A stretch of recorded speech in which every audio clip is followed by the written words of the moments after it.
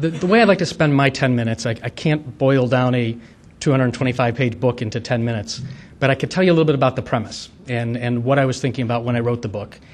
And it's this, I've been in marketing for a long time. This is my third book, and it's this challenge that I continue to see in the marketplace around marketing.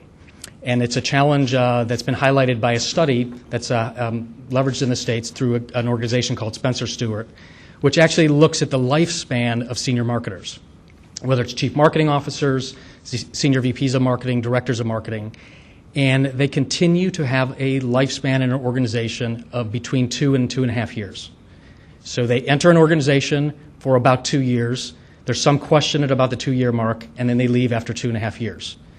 And I look at CEOs, I look at CFOs, I look at COOs, and every one of them have a lifespan of at least 5 to 7 years within the organization. And so this has been haunting me for many years as to why this is the case. And I think it's because, and we started talking about this a little bit this morning, marketing does a terrible job of marketing itself. And what we end up doing is we create a doom loop. And it's a very circular mentality.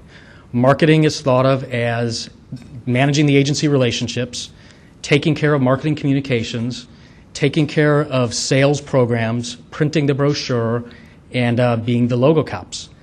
And it's a self-fulfilling prophecy because we're not actually adding a lot of demand generation and value to the bottom line. So I call these tactician marketers in the book, and we all know them. They're out there, and they're part of our world. On the other hand, I'm dealing with a lot of clients and colleagues and friends that have made a leap, and they are now what I call visionary marketers, and they have a different profile, and they've rebranded themselves in their organizations, and they rebranded marketing in their organizations to be much more about driving growth and driving demand. So here's the attributes of these folks. So they are P&L oriented, so they think about the P&L in everything they do and every decision they make. They have relationships with the executive suite that go beyond just the hi and the bye in the hallway, but they actually are deep collaborative relationships. They have relationships at the board level, so they are actually reporting into the board and working with the board on a daily basis. They are thinking about the growth agenda every single day, and they have figured out a way to actually link marketing into the 3 to 5 year growth plans of the organization.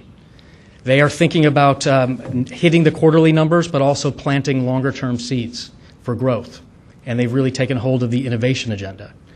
And I think most interestingly, these folks have built teams around them with capabilities and competencies that have made them better. And they continue to look for individuals that are actually better than them to help bolster their own game. And so as Charlie introduced this idea of the economic situation that we're in today and companies searching for organic growth and leveraging the assets that they currently have, it's a moment in time for marketers to step up and take on a different profile. And it's one that, again, I would say is tethered directly to the growth agenda. And so what I suggest in the book is thinking about these tactician marketers, thinking about these visionary marketers, what are the shifts that they've made? And there's 5 core shifts that I talk about in the book.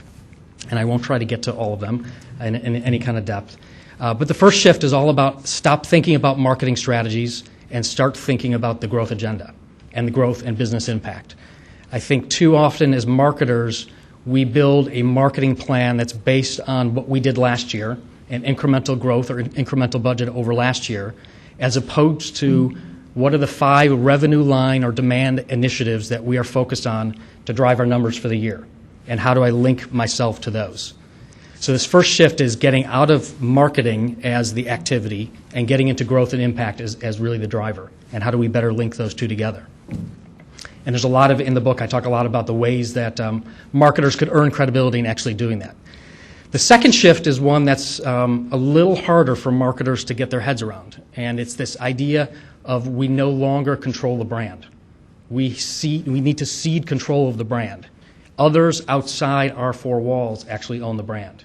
And I would argue that's been the case for a long time. When I worked at P&G, it was always the case that moms owned the brand. And to this day, the network continues to cascade out in terms of those folks that are influencing the brand and actually driving purchase intent and consideration and preference And it's very rarely that we're able to push our message forward and actually get a consumer to react directly to our message. It's this world around us that are driving purchase intent. So how do we influence that network? Third, I do not believe there's anybody better set in the organization to drive innovation than marketing.